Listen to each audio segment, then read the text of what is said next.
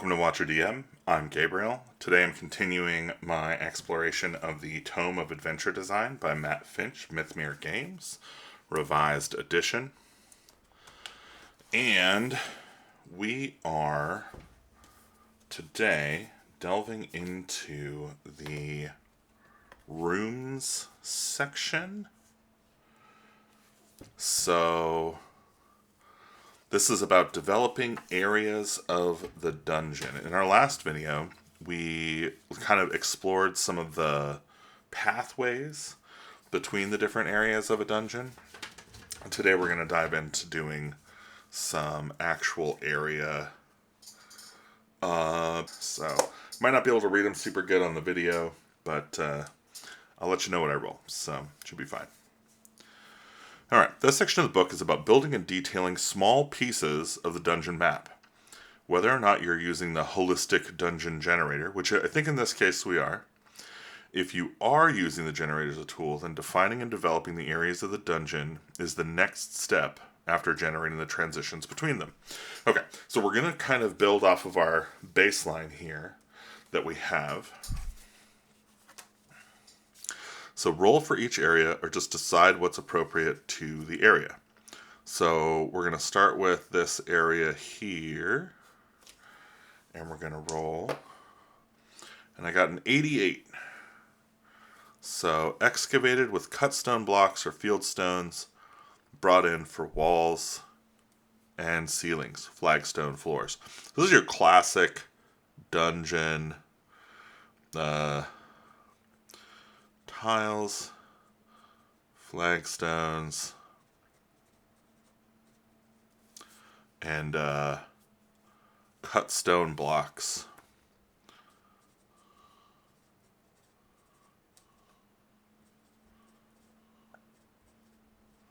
Okay. And then we have two exits from here that go to two other locations. So we're just going to roll for those. A 46 is rough hewn through rock. So this will be 46. Rough hewn. And the other side is 45. So also rough hewn.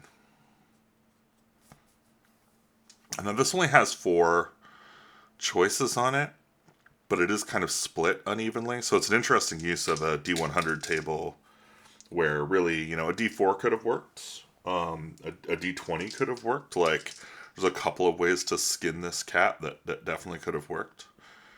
I know they were using the D100 here to kind of maintain consistency, but just thoughty thoughts. So I rolled a 38 for this one, which is also this rough hewn rock. So we'll just point at that and at that. And then this one goes through here to another low room. And this one is a 49, so more rough hewn rock. And then these two lead up to here, which is a 52, and that is excavated. So this can go up to here as well. So that goes for these guys.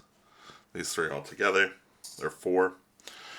So it looks like we kind of have 2 excavated with cut stone blocks or field stones, and then 4 of these kind of rough hewn chambers.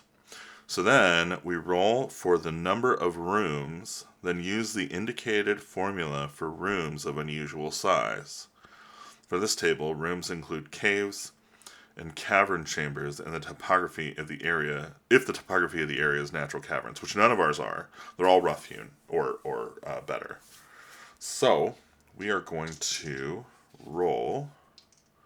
And how I'm going to do this is I'm just going to number these areas. So we're going to say this is 1, this is 2, this is 3, this is 4, this is 5, and this is 6. And then I'll see what we roll here for area 1. And I got a 16. So that's 1d3 plus 1. So that's 2 plus 1. So area 1 has 3 rooms. Rooms of unusual size. So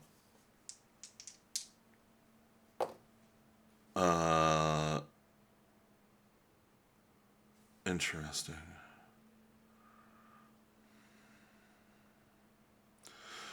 Yeah, I'm unclear actually how to use this. Do not roll separately. Oh, I see. Yeah, so this just counts. Okay, so the 16 goes across here. I did that right. But it's unclear to me if this means, like, there's a 50% chance that one of the rooms is of unusual size, and if you don't hit that 50% chance, it's 1d3 plus 1 or minus 1 rooms is of unusual size. Which I'm going to take it to mean this one. So 2 unusual size, I think, is the results of that. 2 unusual size. Cool. All right. Let's continue down this little path here that we've got going on. So that's area 1, area 2. Also rolled a 15. So instead of 3 rooms, oh wait a minute. This was supposed to be, oh yeah. Yeah, I rolled a 1. I think that's correct. I might be wrong. But this has 2 rooms. And then we roll a d2. So 1 unusual size.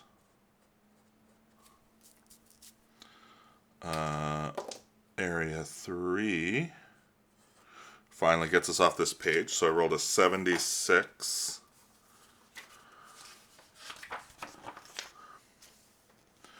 Two d6 plus 2 rooms. So let's grab another d6 here. You can see the diversity of my dice collection is pretty well.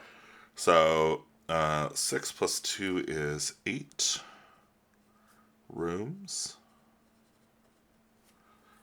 And it's 1d4.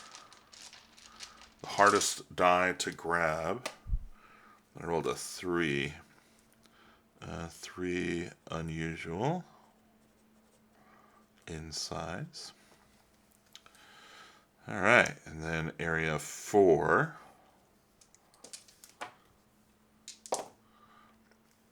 A 56 is 1d8 plus 2. Getting out all the dice now. So funny, I was like, oh, they only use D100s in this book to keep it easy, and then they totally make a liar out of me, and I love it. I'm here for it. So 3 plus 2 is 5 rooms, and D2, so that's a 2, so 2 unusual size. All right. And then area 5 has a 50, and that's also 1d8 plus 2, so that is 7 rooms. And that is also d2, so 1 unusual size. All right, and then our last but not least area of the dungeon is a 60, also 1d8 plus 2, so this is another 5 rooms, and likewise has 2 unusual size. Okay, cool. So now we're kind of in this, like, we've got these areas, right? And I think what we are going to do now is we're going to end up getting some rooms for each of these areas. Now, we have a lot of rooms to roll here. This is 5, 10, 15 plus 15. That's 30 rooms. So this whole dungeon has 30 rooms in it. So yeah, let's roll a room and see kind of how deep we can go. Oh, I guess I see.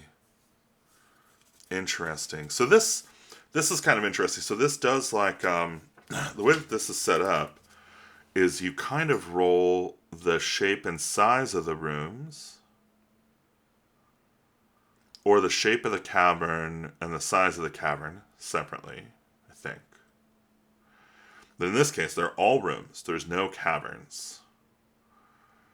And then, yeah, it gives us some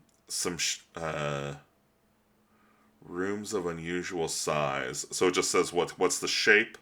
If it's unusual, then we get some strange shape. If it's normal, then we just get some... Oh, that's kind of cool. So you roll on this, and then you roll on these based on the result of that. That's kind of neat.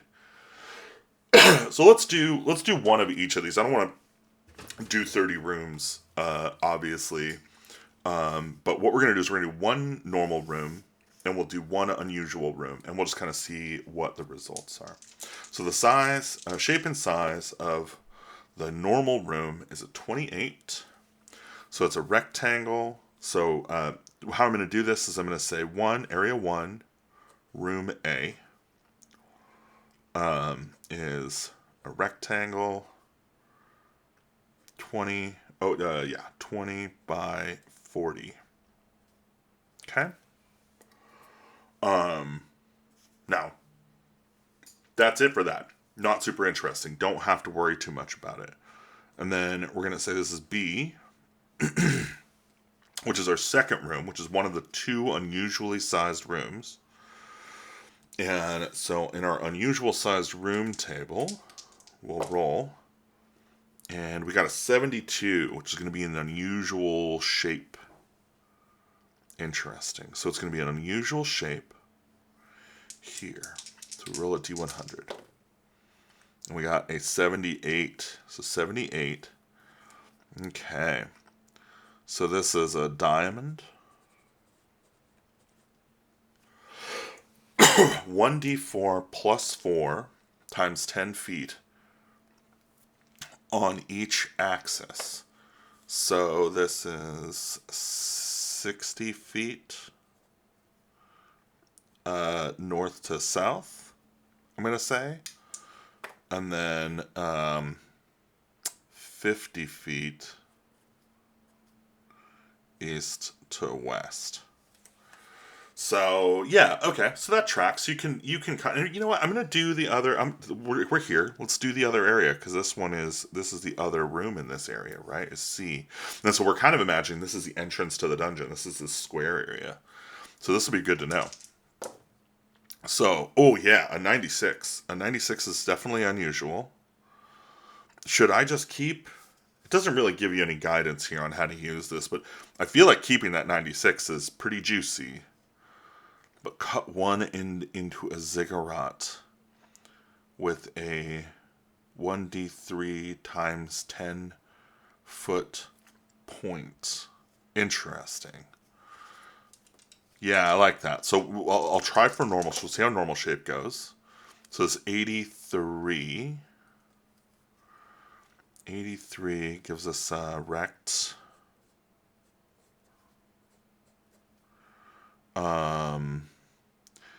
80 foot by 83, 100 foot. Okay. And then to zig, and it says here a D3 times 10 foot point. So yeah, to zig 10 foot point. So that's super interesting. I kind of want to. So if I had to imagine what that looked like here, I think that C here. So A, we can imagine as maybe like the entrance, right? So it's like that's 40 by maybe 20 here, right? And then we can imagine like a diamond over here that's kind of oblong. Probably not this oblong, but maybe like that. And then we can, maybe we could do like, 80 foot. And then I think I'm just going to dot, dot, dot, like I don't actually have 100 feet of room here, but like, and then we get here and we start doing this tiering. Something like that, right? So I'm pretty sure that's what it means by ziggurat. Wow, that was really good. Good job, Gabe. Really good job. Okay, cool.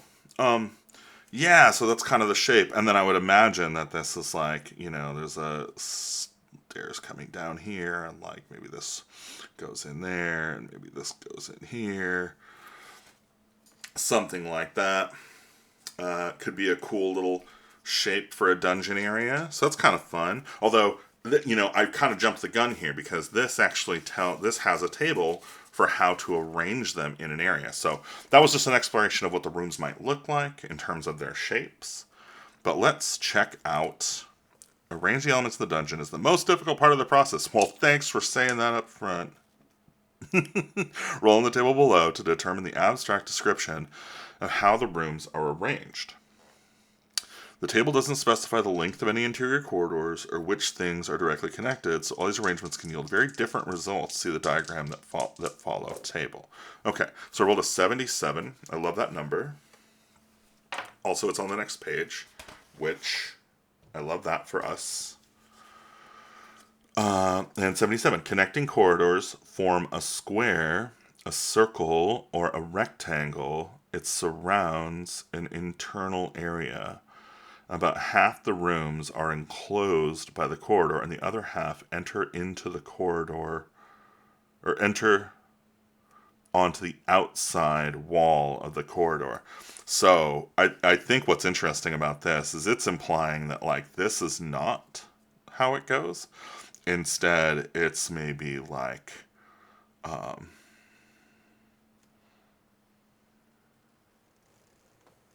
this.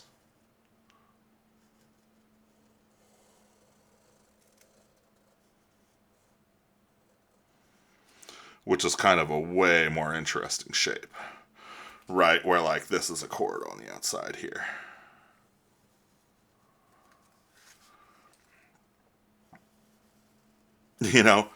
I did not intend this at all, but it almost looks like a YouTube play button. Like and subscribe. There you go. It does not look very much like a YouTube play button. Yeah, so, okay, and then we get some sample diagrams of identical table results. So they just literally take one that's like, hey, this is how these things can be arranged, and then it's like, smash. So that's pretty cool. Transition area. So that's another thing to think about, is that these have transition areas, and we know for a fact that this one has 2 transition areas out. So maybe this would be a transition. Maybe this would be a transition. Could be.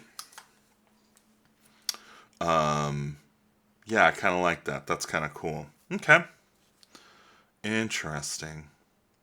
All right. Well, so that I think kind of sets up how an area might be defined. In our next video, I'm going to cover the kind of details of the area. So this will be, area naming and some of the theming involved. And some other cool stuff. So we're going to try some stuff out here with this. But I think that's all the time I've got today. So I want to thank you for watching. If you enjoy these videos, I do hope you will click the like button. Subscribe if you want to see more. And of course, hit the bell icon if you want to be notified when I publish new videos. I've been doing this series for a while. I intend to finish this whole book and do the Tome of World Building when that comes out, which I'm very much looking forward to. I think it's in the mail. But I also am doing flip through reviews of adventures that I have personally run or played in. And so if you're interested in seeing content that has a, kind of a bird's eye, like a more, not so much for bird's eye view, like really granular in the weeds kind of view of some adventures, you can check out my playlist of those. And I intend to make lots and lots more of those. I've also started making shorts. They're kind of a little bit fun, but I'm just usually like, oh, hey, look at this thing, whatever. So I hope you'll see those. If you want to support the channel, you can go to watcherdm.com. Check out all the adventures we've made. We've made a bunch of stuff. We're making a bunch more. Privatized Little Hell will be on Kickstarter. It turns out it's August 31st. I think I previously said July. But, yeah, go back it on Kickstarter or join the thing so you can get notified when that goes live. It'll be awesome. And then, or you can go to Patreon, patreon.com/watcherdm if you want to toss me a few bones there, keep the lights on over here in the YouTube studio part of this whole shenanigan, and or, pick up some of the free, pick up some of the exclusive stuff I make over there. So thanks for watching. Thanks for playing. Peace.